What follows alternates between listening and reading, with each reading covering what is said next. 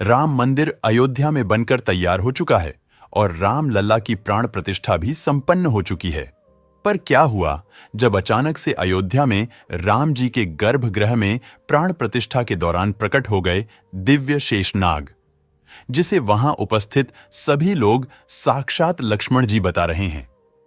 प्राण प्रतिष्ठा के दौरान इतना बड़ा चमत्कार देखकर बड़े बड़े पंडित विशेषज्ञों के साथ साथ देश के प्रधानमंत्री जी के भी होश उड़ गए।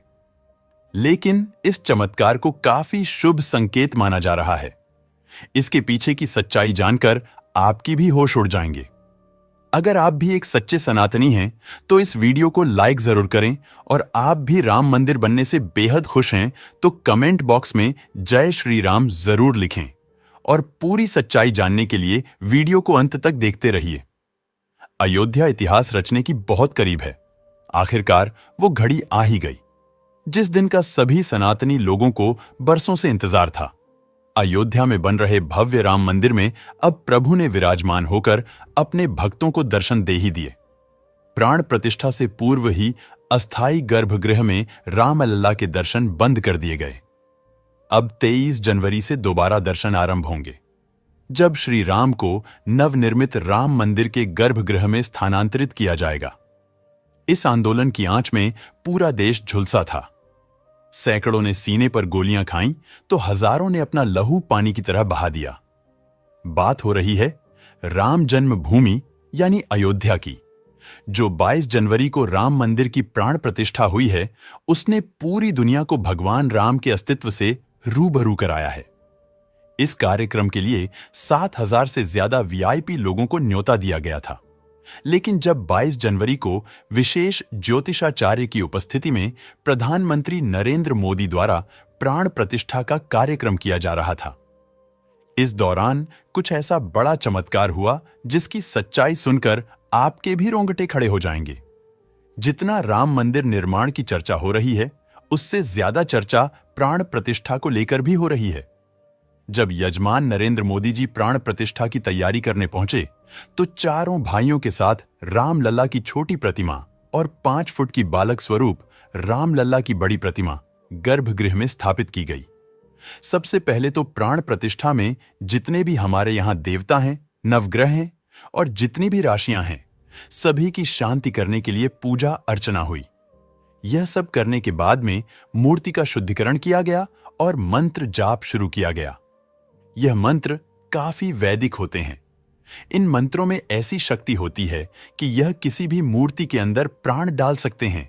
लेकिन जब प्राण प्रतिष्ठा का कार्यक्रम चल रहा था, इस दौरान वहां पर एक ऐसा चमत्कार हुआ जिसे देखकर सभी पंडितों और वहां खड़े सभी लोगों के होश उड़ गए। गर्भगृह में प्रभु श्री राम की मूर्ति में चरणों के पीछे से अचानक सांप का एक छोटा बच्चा बाहर निकल आया, जिसे देखने के बाद सभी लोगों का यही मानना था कि स्वयं शेषनाग ने प्राण प्रतिष्ठा के इस कार्यक्रम में आहुति दी है। सभी लोगों ने उन्हें प्रणाम किया और सुरक्षित तरीके से मंदिर परिसर के बाहर छोड़ दिया गया। लेकिन सबके मन में यही सवाल था कि गर्भगृह तो बहुत ही सुरक्षित है, चारों तरफ से किसी भी जीव जंतु के अंदर आने की कोई संभावना नहीं है, तो सांप का छोटा सा बच्चा मूर्ति के पैरों में आखिर कहां से आया था? क्या वो वहां पर चमत्कारी रूप से प्रकट हुआ था? इसके बाद इस चमत्कार को शुभ संकेत मानकर स्वयं लक्ष्मण जी की वहां पर उपस्थिति मानकर प्राण प्रतिष्ठा का कार्यक्रम शुरू किया गया। अब सबको इंतजार था उन 84 सेकंड का, जिसके दौरान प्रभु श्री राम की आंखों से पट्टी हटने वाली थी और मूर्ति में प्राण प्रतिष्ठा होने वाली थी। इन 84 सेकंड को विशेष मुहूर्त के तौर पर देखा जाता है, जिसे अभिजीत मुहूर्त कहते हैं, जो कि 11 बजे से लेकर 12 बजे के बीच के कुछ सेकंड होते हैं। और जैसे ही अभिजीत मुहूर्त का निर्माण हुआ, उन खास 84 सेकंड के दौरान विशेष ज्योतिषाचार्य द्वारा प्रभु श्री राम की आंखों की पट्टी खोल दी गई। मूर्ति की आंखों के सामने रखा हुआ कांच अपने आप टूट गया और मूर्ति की प्राण प्रतिष्ठा संपन्न हुई। अब कई लोगों के मन में यह सवाल जरूर होगा कि प्राण प्रतिष्ठा का अर्थ क्या होता है। तो आपको बता दें कि प्राण प्रतिष्ठा का अर्थ होता है मूर्ति को जीवंत करना। चाहे पत्थर की मूर्ति हो, चाहे धातु की मूर्ति हो, चाहे लकड़ी की मूर्ति हो, जो भी मूर्ति होती है, प्राण प्रतिष्ठित होने पर ही वह पूजनीय होती है। इसीलिए मूर्ति की विधि विधान से प्राण प्रतिष्ठा की जाती है। जो शक्तियां परमात्मा में होती हैं, उन मंत्रों के द्वारा उन सारी शक्तियों को उस प्रतिमा में स्थापित किया जाता है, जिससे लोग दर्शन करने के बाद लाभ उठाते हैं। और जो लोग सच्चे मन से, सच्ची भावनाओं के साथ उनका दर्शन करते हैं, उनका कल्याण अवश्य होता है। अब सवाल उठता है कि अगर प्राण प्रतिष्ठा के दिन आम जनता राम मंदिर के दर्शन नहीं कर सकती है, तो उनके लिए मंदिर के द्वार कब खुलेंगे? तो आपको बता दें कि आम जनता के लिए राम मंदिर के द्वार 25 जनवरी से खुल जाएंगे। हालांकि मंदिर के दर्शन के लिए लोगों को पहचान संबंधित अपने दस्तावेज लेकर जाने होंगे। इन दस्तावेजों की लिस्ट में आधार कार्ड को पहले नंबर पर रखा गया है। इसके अलावा देश भर में संघ के 45 प्रांतों में रहने वालों को भी राम मंदिर दर्शन का न्योता भेजा गया है। इसके तहत रोजाना 25,000 लोग 45 दिन तक राम लला के दर्शन करेंगे, जिनके ठहरने और खाने पीने की व्यवस्था राम मंदिर ट्रस्ट की ओर से की जाएगी। बता दें कि इनमें वे लोग शामिल होंगे जिन्होंने राम मंदिर आंदोलन में हिस्सा लिया था या जिन्होंने राम मंदिर धन संग्रह में कंधे से कंधा मिलाकर साथ दिया था। अब हम आपको अयोध्या में बने इस राम मंदिर की कुछ ऐसी हैरान करने वाली विशेषताएं बताएंगे जिनके बारे में आपको नहीं पता होगा, और अगर आप एक सच्चे राम भक्त हैं तो वीडियो के साथ अंत तक जरूर बने रहें। मंदिर का निर्माण प्राचीन भारत की नागर शैली में किया गया है।